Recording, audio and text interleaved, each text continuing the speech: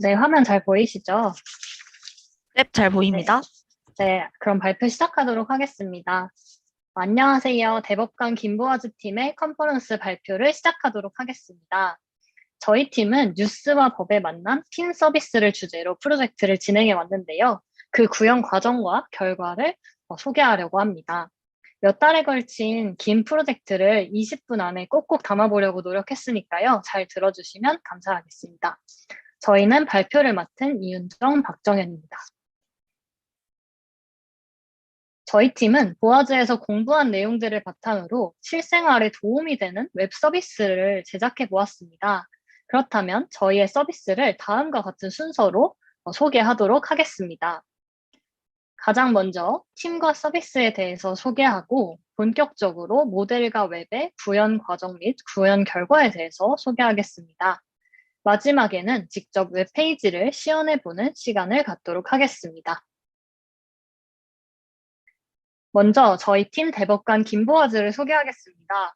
법과 거리가 먼 일반인들도 우리 핀 서비스를 통해서 법리적인 사고를 할 수 있다는 뜻에서 이 이름을 지었습니다. 대법관 김보아즈 팀은 총 7명으로 구성되어 있는데요. 모델팀과 웹팀으로 나누어서 프로젝트를 진행했습니다. 자, 그러면 본격적으로 저희 서비스를 소개하도록 하겠습니다. 슬라이드 아래쪽에 보이는 뉴스, 이제는 댓글이 아닌 판례와 함께 보자라는 슬로건이 저희 서비스의 의의를 한 줄로 나타내 줍니다. 즉, 뉴스와 판례를 함께 보는 것이 바로 이 서비스의 핵심입니다. 일상생활 속에서 쉽게 접하기 쉬운 뉴스와 쉽게 접하기 어려운 법을 연결해 주는 것을 목표로 기획하였습니다. 또한 서비스 이름은 핀이라고 지었는데요. 두 가지 중의적인 의미를 가지고 이름을 지었습니다.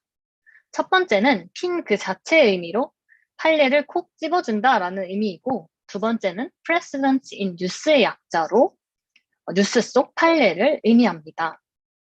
저희 서비스의 가장 큰 의의는 특정 사건을 일반적인 법 감정에만 치우치지 않고 객관적이고 또 이성적으로 판단할 수 있는 시각을 제공하고자 했습니다. 두 번째 목표로는 일반인들이 특정 사건만을 바라보지 않고 기존의 사례들을 통해 포괄적이고 종합적으로 바라볼 수 있도록 했습니다. 즉, 다른 판례와 법률 등을 함께 확인할 수 있는 서비스가 될 것입니다. 다음은 저희 웹페이지 중 메인 기능인 핀 화면입니다.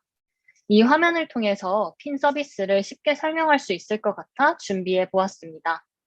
가장 기본적인 서비스 메커니즘은 굉장히 간단한데요. 왼쪽에 뉴스 제목과 본문, 그리고 카테고리를 선택해주면 오른쪽에 유사도가 높은 순서대로 유사 판례 3개를 출력해주게 됩니다. 자, 이렇게 서비스와 서비스의 의의에 대해서 간단히 알아봤고요. 모델 파트부터는 정현님이 발표해 주시겠습니다. 지금부터 구체적인 모델링 방법론들에 대해서 설명드리고자 합니다. 모델링 아키텍처입니다. 사실 저희는 기존에 크롤링을 통해 수집된 약 10,000개의 요약 원문 데이터를 바탕으로 학습을 진행하고자 하였습니다. 다만 이 데이터들은 한 사람의 불규칙한 요약으로 이루어진 데이터였고 또 정제가 되어 있지 않았기 때문에 요약의 성능이 떨어지는 것을 확인하였습니다. 그러던 와중에 AI 허브에서 최근 공개된 정제된 판례 데이터셋을 프로젝트 진행 중에 발견하였습니다. 이를 판례 데이터로 사용하였으며 뉴스 기사의 경우 네이버 뉴스에서 가져왔습니다. 이후 텍스트 랭크와 코바트를 사용해 긴 판례를 약 3문장 정도를 요약해 DB를 구축하였습니다. 이러한 판례 요약 DB들과 요약된 뉴스 기사 사이에 유사도 계산을 통해 가장 기사와 유사도가 높은 판례를 구하였습니다. DB가 구축되는 흐름을 구체적으로 살펴보자면 먼저 사용자를 통해 뉴스가 입력되면 판례 DB에 저장되어 있는 요약 판례들과 유사도를 계산합니다. 그 이후 이렇게 계산된 유사도 중 가장 유사도가 높은 3가지 판례들에 대한 원문 데이터를 유사 판례 DB에 저장합니다.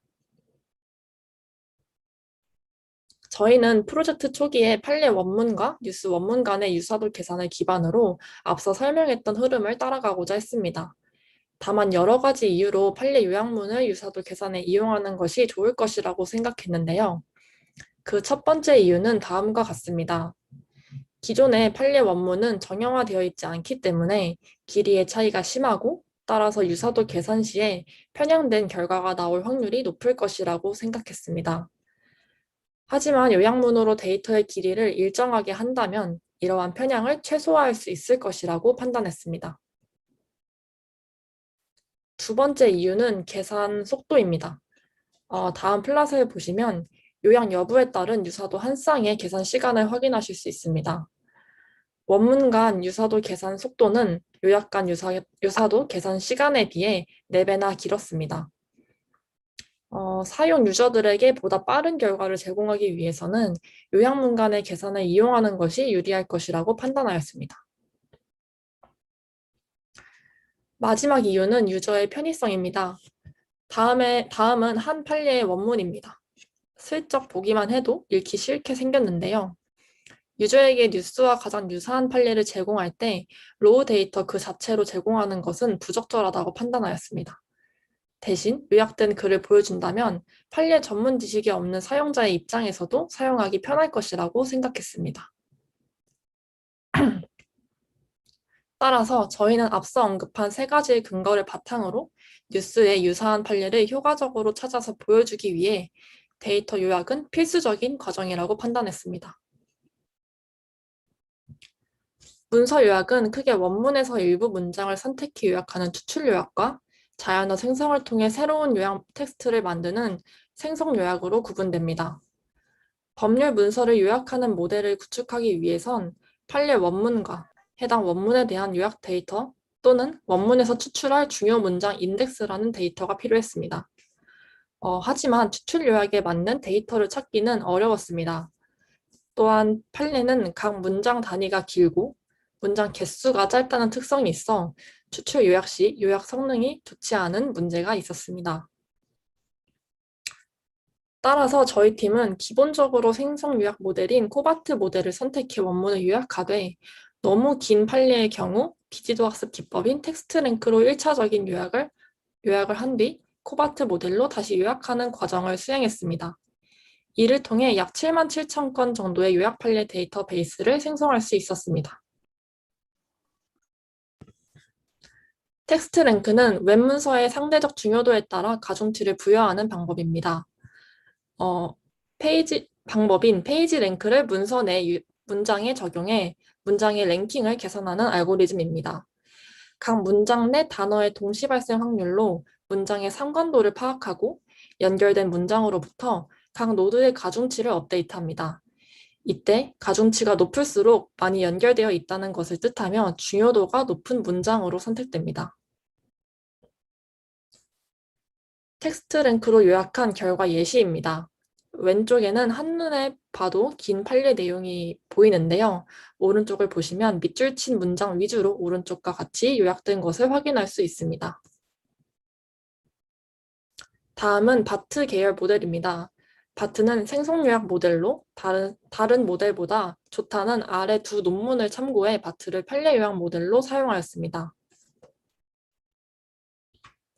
바트에 대해 간단히 소개하자면 바트는 버트의 인코더, GPT의 디코더로 구성된 시퀀스 투 시퀀스 트랜스포머 구조입니다. 바트는 손상된 텍스트를 입력받아 바이디렉션 모델로 인코딩하고 정답 텍스트에 대한 라이클리후드를 오토 리그레시브 디코더로 계산을 합니다. 학습은 AI 허브에서 제공하는 판례 요약 트레인 데이터 약 3만 개 정도를 사용하여 프리트레인된 코바트에 파인 튜닝하였습니다. GPU는 1080 한 장을 사용하였고 512자로 요약하는 모델을 만들었습니다. 코바트로 요약한 예시입니다. 원문은 장표에 표시된 것보다 1020자 더 많은 아주 긴 판례인데요. 빨간색으로 표시된 키워드인 손해배상, 음식물류 폐기물, 위법이 아니다 등 핵심 내용을 포함해 잘 요약된 것을 확인하실 수 있습니다. 다음은 문서 간 유사도 계산 과정입니다. 뉴스 기사와 유사한 판례를 구하기 위해 여러 유사도 계산 시뮬레이션을 진행했습니다.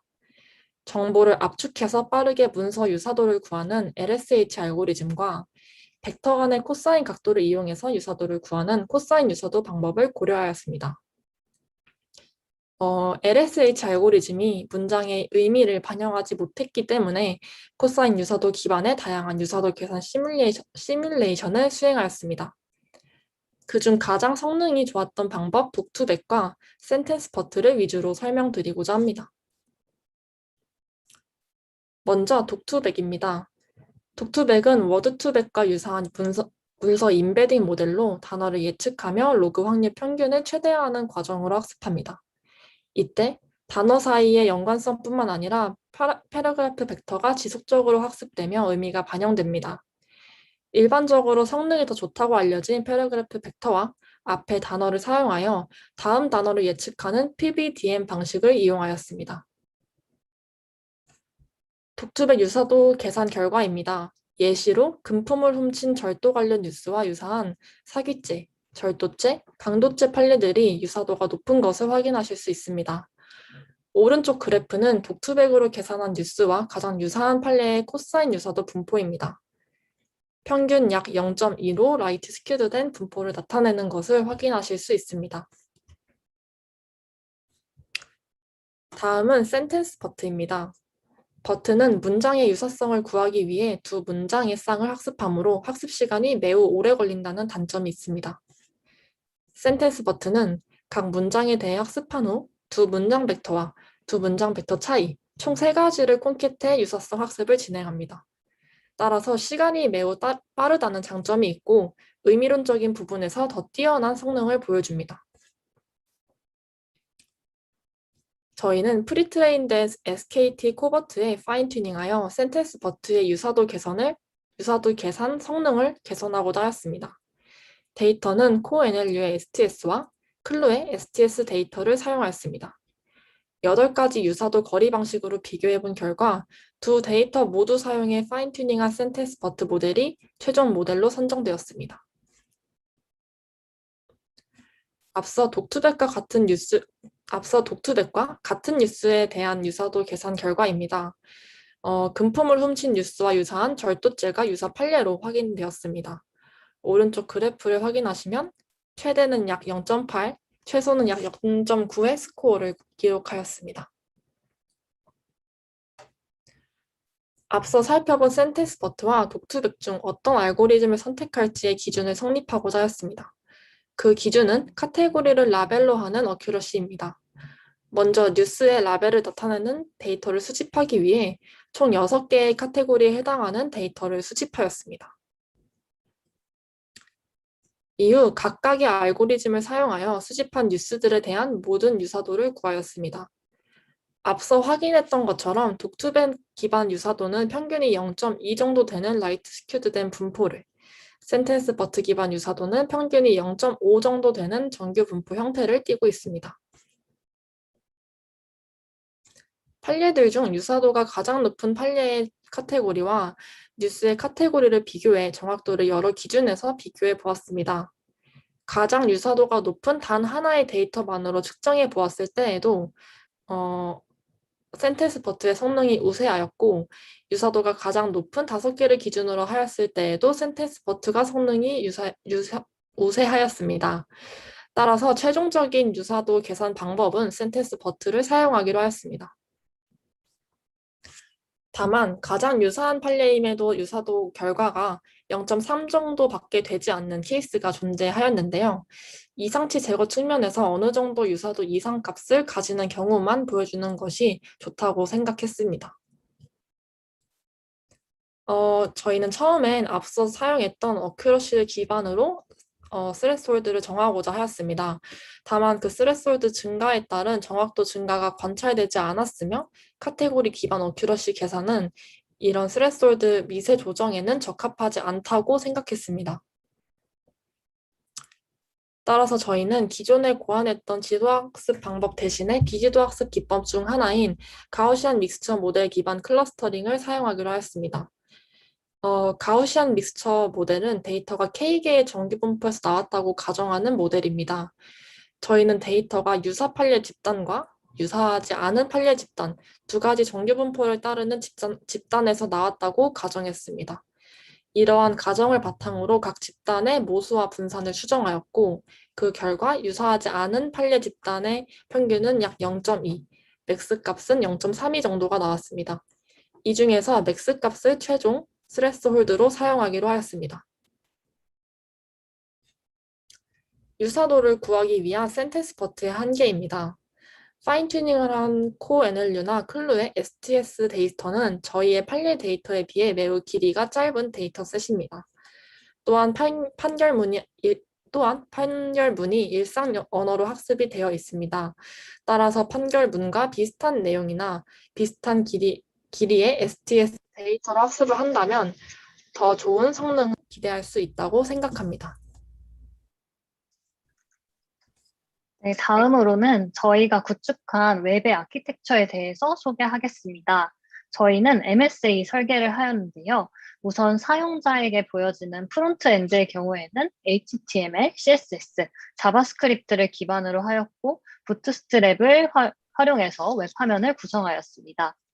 백엔드 API 같은 경우에는 두 가지로 나뉘는데요. 첫 번째로 기본적인 기능들이 담긴 뉴스 API는 스프링과 MySQL을 사용하였습니다. 두 번째로 저희가 구현한 모델을 불러오기 위한 시밀러리티 API는 플라스크를 활용하였습니다. 이때 판례는 몽고DB에 저장하여 빠르게 가져올 수 있도록 하였습니다. 마지막으로 배포 과정에서는 AWS, 쿠버네티스, 도커를 활용하였습니다. 첫 번째로는 실시간 뉴스 제공 관련 API입니다. 네이버 뉴스의 사회면을 실시간으로 크롤링하여 1시간 간격으로 업데이트하도록 스케줄러를 구성해 주었습니다. 이때 API와 지속적인 연결을 하면서 동시에 크롤링 작업을 할 수 있도록 스프링 동적 작업을 실행해 주었습니다. 보시는 것처럼 뉴스 요약, 페이징 기능, 검색 기능, 카테고리 기능, 상세 보기 기능 등을 제공합니다. 이렇게 뉴스 API에서 구축한 상세한 REST API는 다음과 같으며 구축한 서버를 도커 컨테이너를 만들어서 관리해 주었습니다.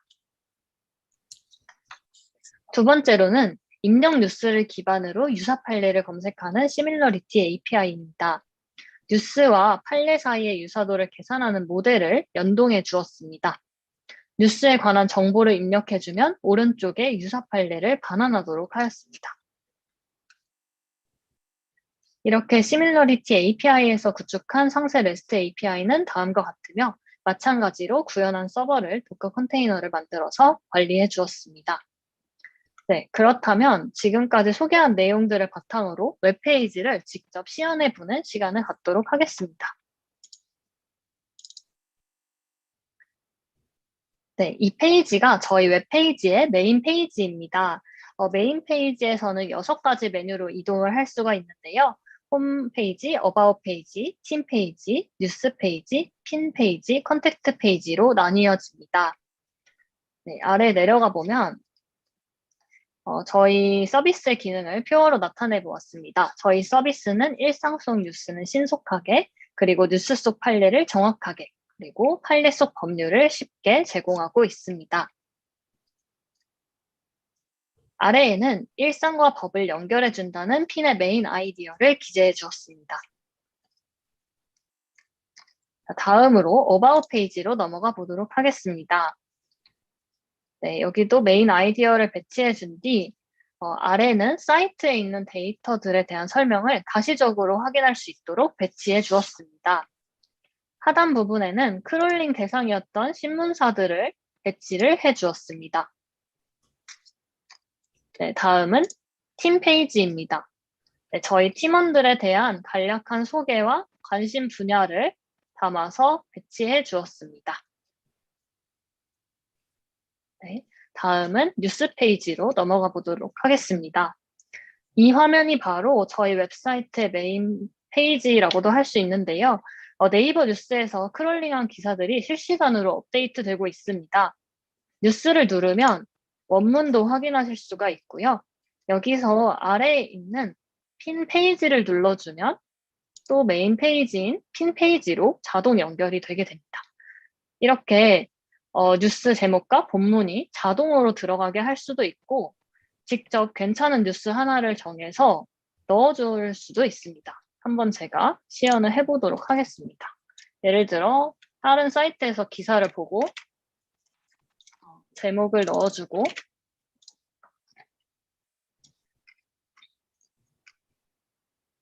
이렇게 본문을 복사해서 넣어준 후, 사건, 사고로 배출을 해보도록 하겠습니다. 그러면 약 한 10초에서 20초 정도 시간이 걸리고 유사 판례를 반환해 줍니다.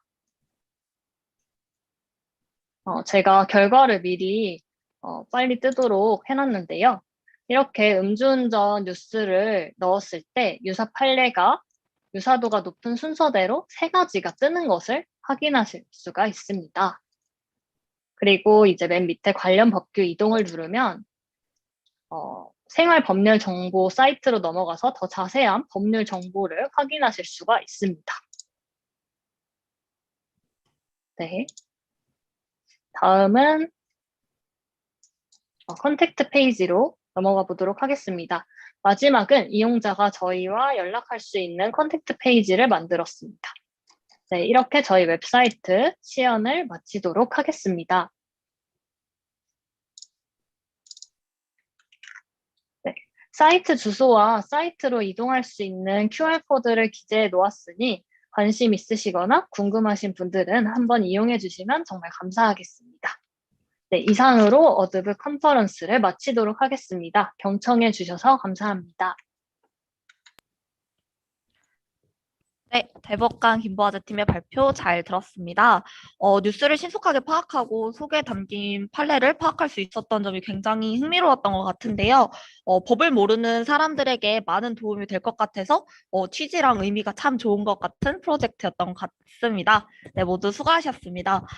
질문이 있으신 분들은 유튜브 댓글로 남겨주시기 바랍니다. 유튜브 송출상 약간의 시간 딜레이가 있을 수 있는 점 양해 부탁드립니다.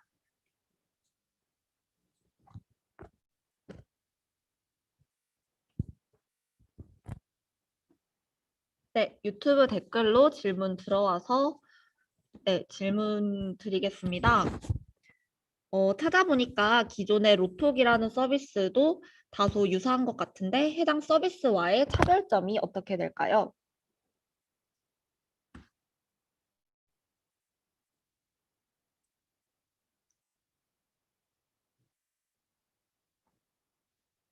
답변 부탁드립니다.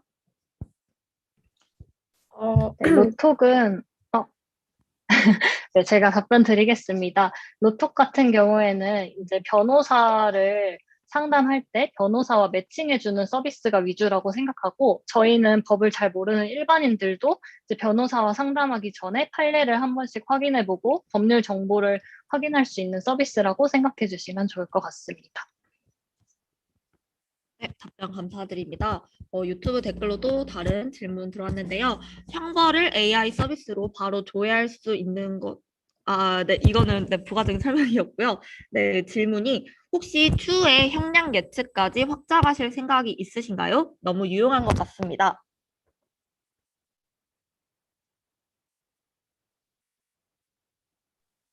네, 일단 댓글 너무 감사드리고 저희가 힘이 닿는다면 형량 예측까지 할 생각이 있습니다. 성능을 더 높여서 추진해 보는 방향으로 하겠습니다. 아이디어 감사드립니다.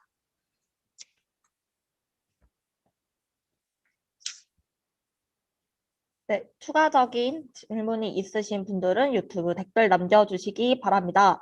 또 다른 질문 들어와서 말씀드리겠습니다. 취지가 아주 좋은 프로젝트인 것 같습니다. 판례 데이터를 수집하는 과정에서 어려움이 있었을 것 같은데 어떻게 해결하셨을까요? 저희가 원래는 판례 데이터를 수집할 때 크롤링을 사용을 해서 요약된 판례가 있는 데이터들에 해당하는 원문 데이터들을 수집을 했었는데요. 발표에서도 말씀드렸듯이 그렇게 하다 보니 좀 편향된 결과가 나올 수 있어서 저희도 함께 고민하고 있던 부분이었습니다.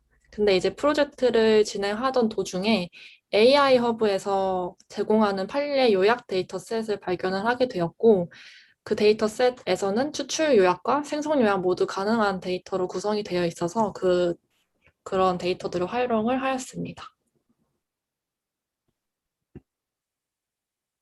네, 감사합니다. 추가적으로 질문 있으신 분들은 댓글 남겨주시기 바랍니다.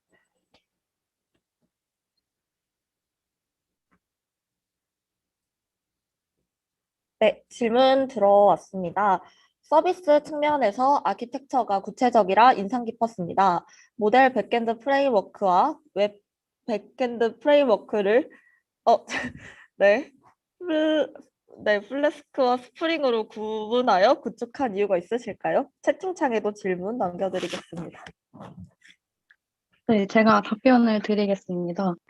저희가 우선 파이썬으로 모델링을 진행했기 때문에 모델 쪽에서는 파이썬 기반으로 한 플라스크 프레임을 사용하는 것을 생각을 해서 플라스크를 사용을 하였고요. 그리고 그 외에 부가적인 기능들인 로그인이나 뉴스를 보여준다거나 하는 기본적인 기능들은 스프링 기반의 프로젝트들이 참고할 레퍼런스가 더 많았기 때문에 스프링으로 구축하는 게 좀 더 빠를 것이라고 생각을 해서 스프링으로 나누어서 구축을 하였습니다.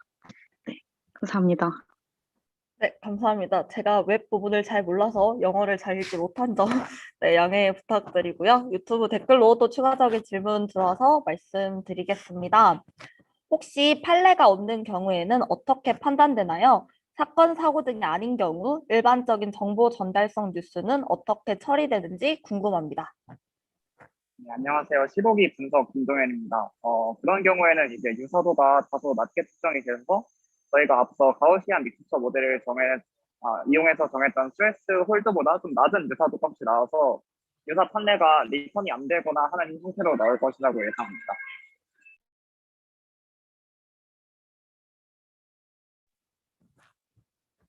네, 감사드립니다. 추가적으로 질문 있으신 경우 유튜브 댓글 남겨주시기 바랍니다. 유튜브 송출상 약간의 시간 지연 있는 점 양해 부탁드립니다.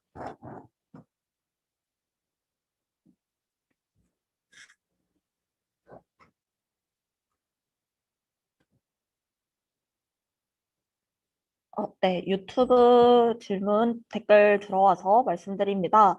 혹시 법률 쪽 전문직에 종사하고 계신 분은 이러한 서비스에 대해 어떻게 생각하시나요?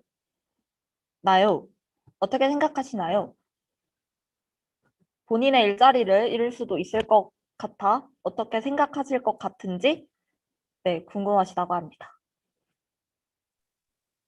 네, 일단 저희 서비스를 그렇게까지 평가해 주셨다니 너무너무 감사드리고요. 이거는 제가 봤을 때 변호사들을 도와줄 수 있는 서비스가 아니라 일반인들이 이제 직접 판례와 뉴스를 확인할 수 있는 서비스잖아요. 그래서 이제 변호사의 일자리를 잇는 것이 아니라 일반인들이 확인하고 그 후에 더 변호사를 찾아갔을 때 도움이 된다고 생각을 합니다. 그래서 일반인들도 변호사와 어떤 상담을 할 때 너무 다 알고 있는 갑과 을의 위치가 아니라 어느 정도 알고 또 변호사와 함께 하는 것이 의미가 있다고 생각합니다. 이제 판결을 할 때는 변호사가 꼭 필요하기 때문에 변호사의 일자리를 잇는다고는 생각하지 않습니다. 일반인들의 이제 법률적인 사고가 조금 더 제고될 거라고 생각을 합니다.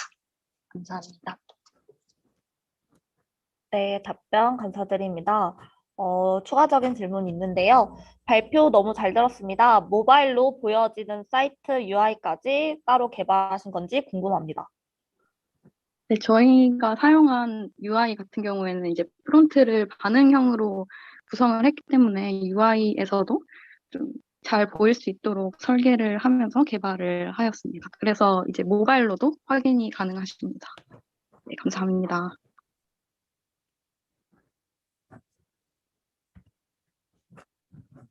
네, 추가적인 질문 있으신 분들 유튜브 댓글로 남겨주시기 바랍니다.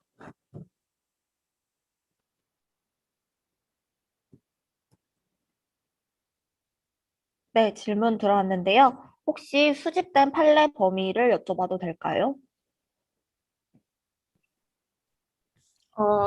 판례의 범위는 아무래도 교통이나 노동 아니면 사건, 사고 위주의 범위이고 범위가 따로 지정되어 있지는 않습니다.